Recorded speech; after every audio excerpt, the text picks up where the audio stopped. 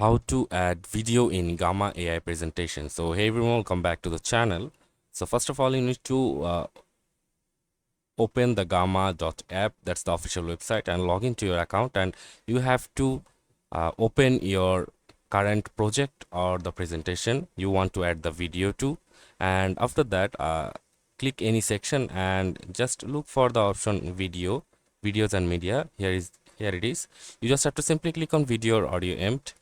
And let me tell you one thing, that you cannot directly upload a video or any audio file directly from your PC to the Gamma app. So you just simply have to upload the video to your Google Drive, and then just copy the link.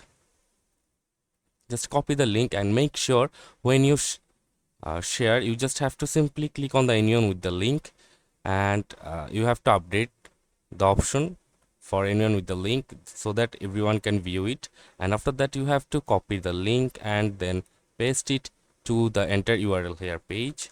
And after that, you have to press the go button from here, and it will be added to your presentation. So after that, you can just click on the video, and it will directly redirect you to the Google Drive, and you can then watch the video from there. So that's it for this video, guys. See you on the next one.